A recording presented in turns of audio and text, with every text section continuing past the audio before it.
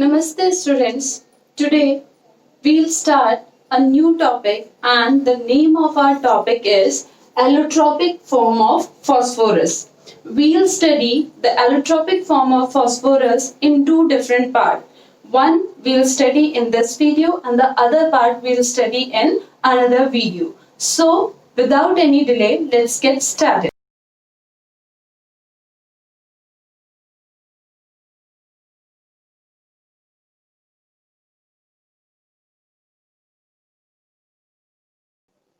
So students, before the starting of today's topic, first of all, we have to know the meaning of the term that is allotrop. What do you mean by allotrop? So what is allotrop? Allotrop, if an element exists in two or more different structures having different physical properties but same chemical properties, then those structures of that particular element are known as allotrops of that element. I'm repeating again, when an element exists in two or more different structures and these structures have different physical properties and same chemical properties, the structures are known as allotrops of that particular element.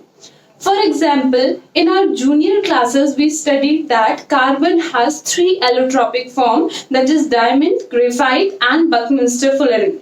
Now, what is the difference between these three forms of the carbon? In these three forms of the carbon physical property is different, but the chemical properties of the carbon remain same in all three structures. Therefore, these are known as allotropes of carbon.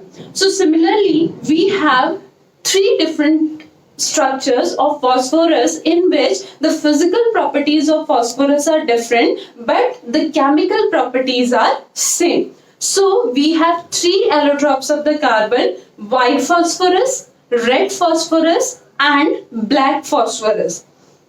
Today in this video we'll study the detail of white phosphorus. So today our topic means in the allotropic form of phosphorus, we focus on white phosphorus. How many allotropes we have of phosphorus? We have three allotropes of phosphorus: white, red and black. But in this video, we focused on white phosphorus. In our next video, we focused on red and black phosphorus. So first of all, we will talk about the preparation of white phosphorus. Preparation of white phosphorus. Now, white phosphorus can be prepared, or white phosphorus is prepared by heating the phosphate rock with silica and coke at 1773 Kelvin. When we heat the phosphate rock with silica and carbon and coke, then we get the white phosphorus. Ca3PO4 whole twice. This is the phosphate rock.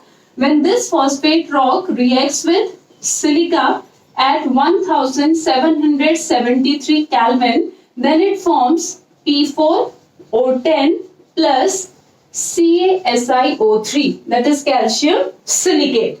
Then this P4O10 on reacting with coke, again at the same temperature, that 1773 Kelvin, then it forms P4 plus carbon monoxide, and this P4 is known as white phosphorus. This P4 is known as white phosphorus.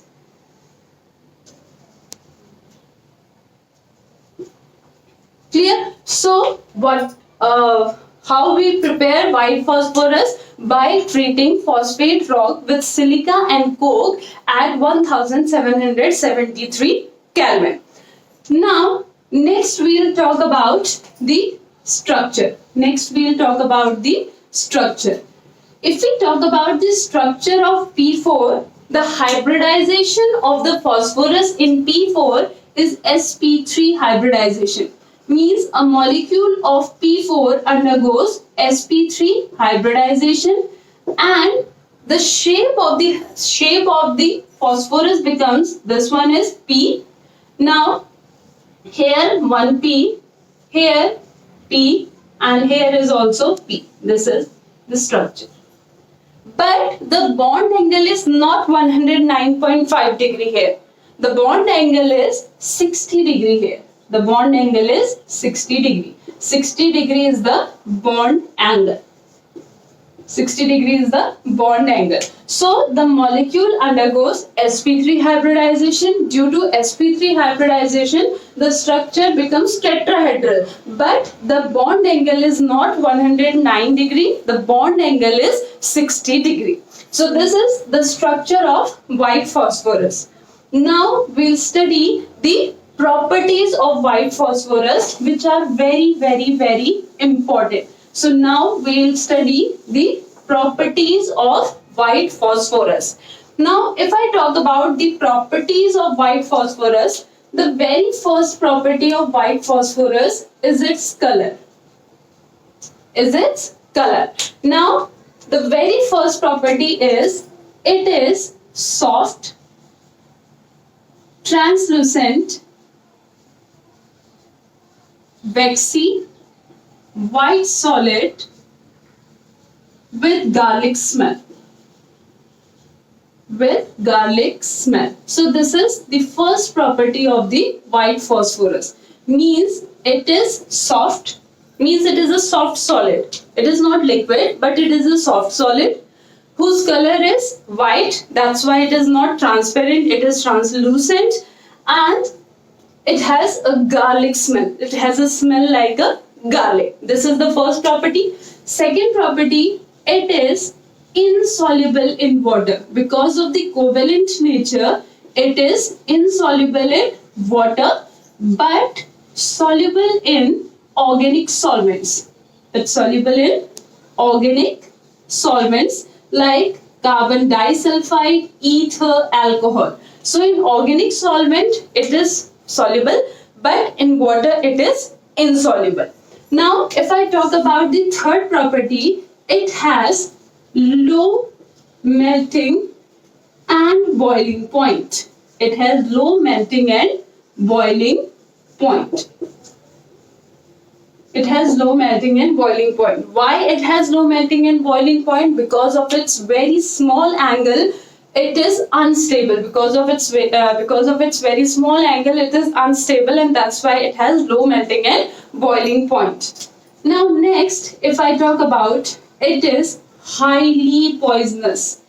It is highly poisonous, and the person who is working with the white phosphorus develop a disease which is known as Posijaws. It is so poisonous that the person who is working with the white phosphorus develop a disease which is known as Posijaws, and in this disease jaw bones decay. Jaw bones decay. So it is highly poisonous, and the person who is working with the white phosphorus developed a disease which is known as Posijaws, in which the jaw bones decay. Now next, if I talk about up to 1070 Kelvin, it is quite stable. Up to 1000 Kelvin, it is quite stable even in the vapor phase. Means though it convert into the vapor phase, but still it is stable up to 1070 Kelvin. But after 1070 Kelvin, it decomposes into the phosphorus molecule.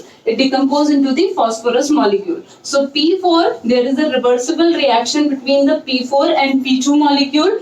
If the temperature is greater than 1070 Kelvin, then it get converted into P2. But if the temperature is less than 1070 Kelvin, then it again get converted into P4. So up to 1070 Kelvin, it is quite stable even in the vapor phase. But after 1000 Kelvin, it decomposes into the P2 molecule. Next, if I talk about the ignition temperature. The ignition temperature of the white phosphorus is very low. The ignition temperature of white phosphorus is very low, that is 303 Kelvin. That is 303 Kelvin, and because of this, it always kept under water. It always kept under water. Why it should always kept under water? Because of its very low ignition temperature, that is 303 Kelvin. Now, because of its very low ignition temperature, it readily catches fire in the air. It readily catches fire in the air. And because of very small angle, that is 60 degree. Because of very small angle, that is 60 degree.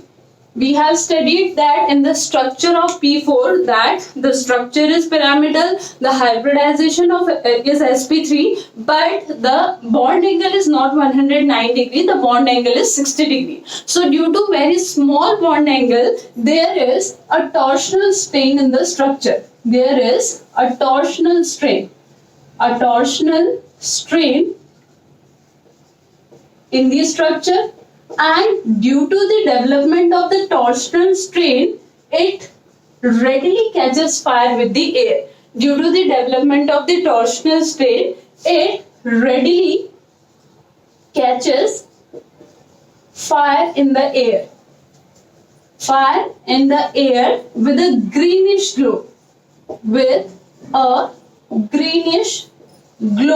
And this greenish glow is visible in the dark. This greenish glow is visible in the dark. And this process is known as chemiluminescence or phosphorescence. This process is known as chemiluminescence and phosphorescence.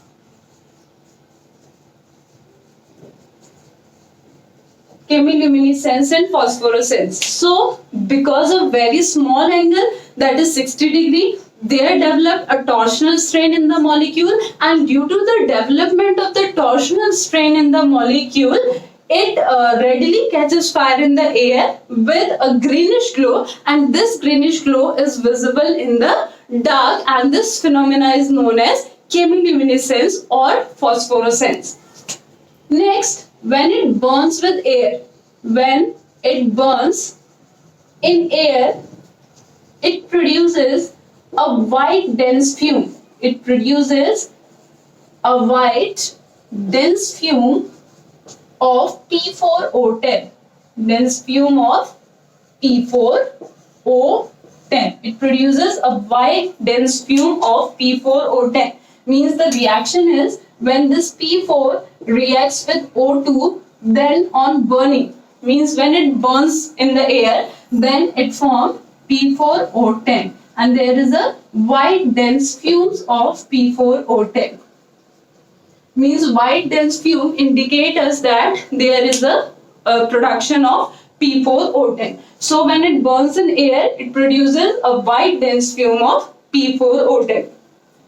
Next property, if we discuss, that it readily catches fire with chlorine also. It not readily catches fire with oxygen, with air. It readily catches fire with chlorine also. Fire with chlorine also to form PCl3 and PCl5. PCl3 and PCl5. P4 reacts with Cl2 to form PCl3, and P4 reacts with Cl2 to form PCl5. Here it is 4, so here it becomes 2, and here it is 4, so here it becomes 10. So it readily catches fire with the chlorine also to form PCl3 and PCl5. It not readily catches fire with the oxygen. It readily catches fire with the chlorine also to form PCl3 and PCl5. Next, a very interesting property, and that is it violently reacts with sulfur to form a number of sulfide. It violently reacts with sulfur to form a number of sulfides, to form a number of sulfides. Now the formula of these sulfides may be P2S3, P2S5, P4S3, P4S7 and P4S10. But out of these many sulfides, the most stable sulfide of phosphorus, of white phosphorus, is P4S3. The most stable sulfide of white phosphorus is P4S3. Phosphorus violently reacts with the sulfur to form a number of sulfides like P2S3, P2S5, P4S3, P4S7, P4S10, but the most stable sulfide of the white phosphorus is P4S3, and it is prepared by reacting P4 with SA to form P4S3. So now the interesting part of this property is this P4S3. This P4S3 is used in strike anywhere matches. Where it is used? It is used in, this P4S3 is used in strike anywhere matches. Anywhere matches.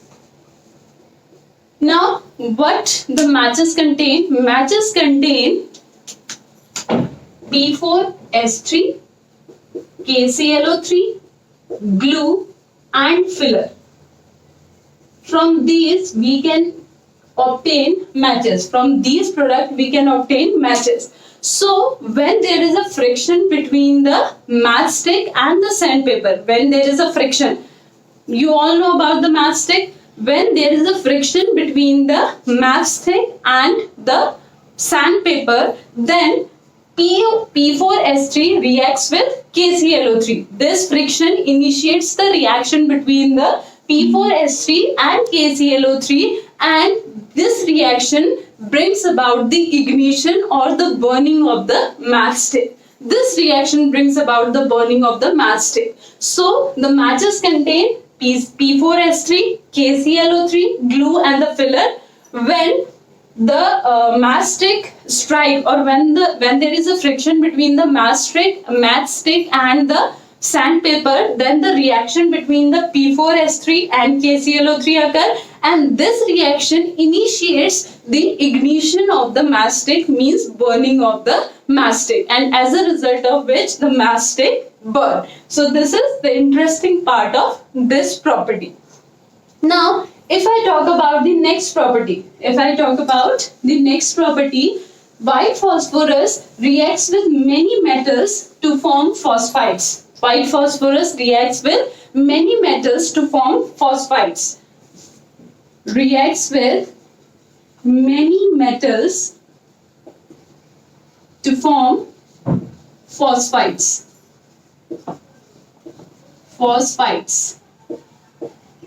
For example, if sodium reacts with P4, then it gives Na3P, that is sodium phosphide. And similarly, when calcium reacts with white phosphorus, then it forms calcium phosphide, that is Ca3P2. So whenever the white phosphorus reacts with metal, it forms phosphide. This is an example of disproportionation reaction in white phosphorus. What is disproportionation reaction? A reaction in which a single substance undergo oxidation as well as the reduction.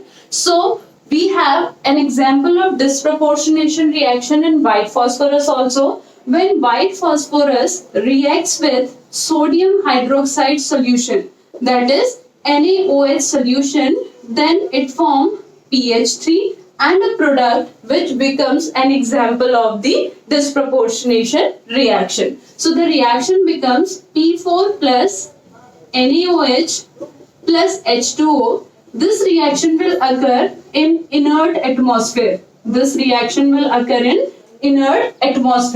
On heating in the presence of CO2, then one of the product is phosphine and another one product is NaH2PO2, that is sodium hypophosphite. So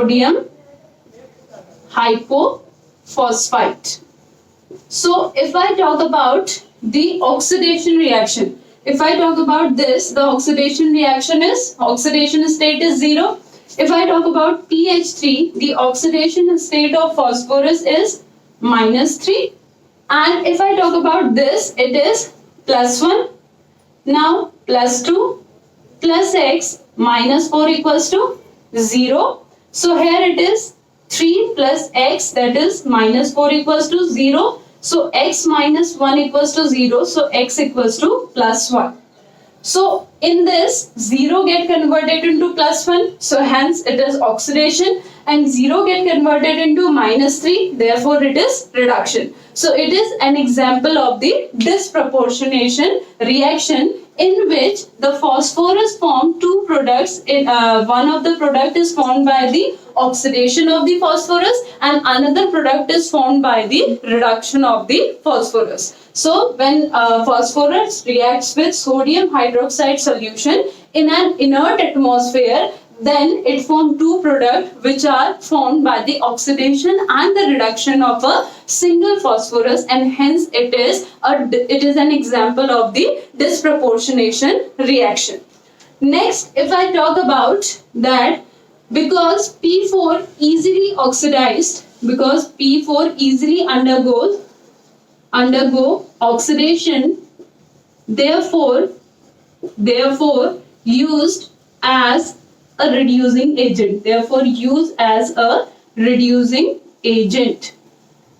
Used as a reducing agent because it readily undergoes oxidation. Therefore it used as a reducing agent. For example, if I react HNO3 with P4,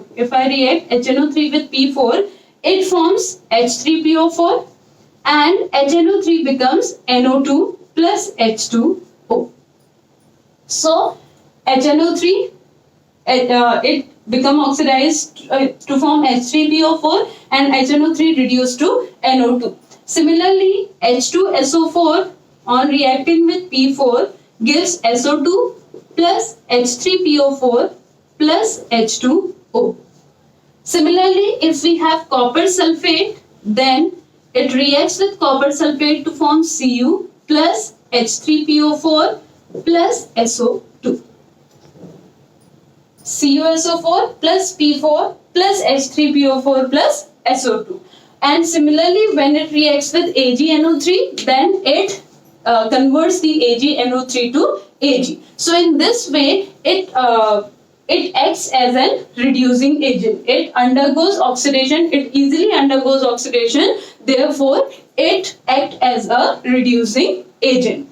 So these are the different properties of the white phosphorus. So students, that's all for today. I'll see you in my next video with the second part of the allotropic form of phosphorus, in which we will study about the red and the black phosphorus. Till then, stay happy, stay safe, and